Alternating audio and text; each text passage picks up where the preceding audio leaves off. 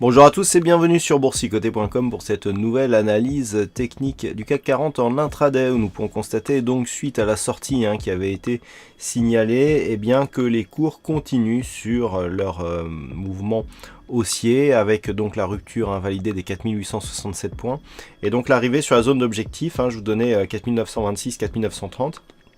Ce niveau a été atteint très récemment et donc ce qui constitue l'objectif chartiste puisque nous avions ici une phase de hausse suivie d'une phase de consolidation et le fait de sortir ici de la phase de hausse, nous étions quasiment sur un biseau d'élargissement. L'objectif c'est de revenir ici sur le point haut significatif qui se trouve ici.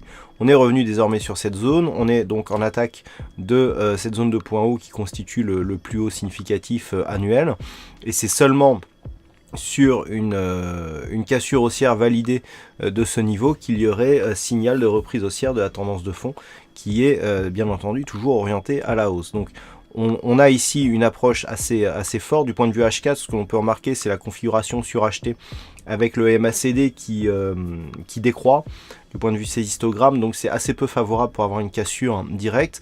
On peut s'attendre ici à une phase de stabilisation.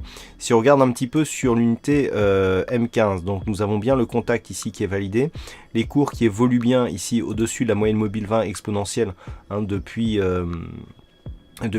ce matin, donc la dynamique qui reste bien entendu haussière. Vous voyez que le contact ici se fait quasiment au point près, donc on est vraiment ici dans une configuration où malgré la hausse on n'a pas de dynamique haussière sur les indicateurs. On le voit ici, sur le RSI et le stochastique évoluent la plupart du temps dans leur zone neutre et le MACD n'a que très peu d'amplitude, donc on est vraiment sur une poursuite de mouvement mais qui se fait sans grande dynamique. Donc dans ce mouvement, les repères viendront des indicateurs techniques sur le graphe, à savoir la moyenne mobile 20 exponentielle, tant que l'on évolue bien ici sur cette zone qui est confirmée comme zone de support. On peut venir continuer à tester ici la zone 4926, 30 points. En cas de rupture, on peut s'attendre à une phase de neutralisation ou de consolidation. Consolidation qui viendrait marquer un niveau de retournement en cas de rupture ici de cette zone intermédiaire des 4880 points. En cas de rupture haussière, nous avons un signal donc, qui est défini par une extension de Fibonacci. Donc je vous l'ai retracé ici sur l'unité de temps H4.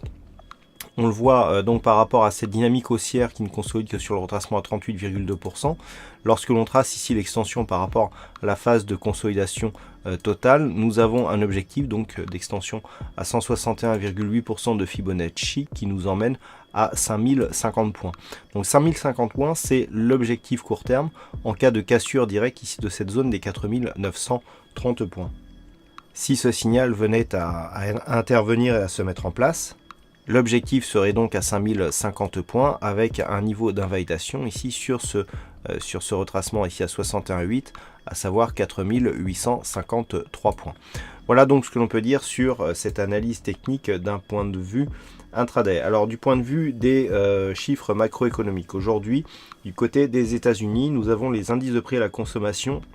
Vu le contexte et vu les déclarations hier de Janet Yellen, ça peut avoir de l'importance et donner donc de la volatilité au marché, avec en même temps les chiffres de vente au détail.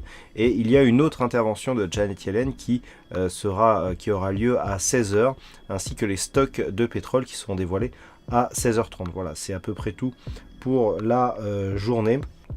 Donc attention à 14h30 et à 16h à ces chiffres macroéconomiques.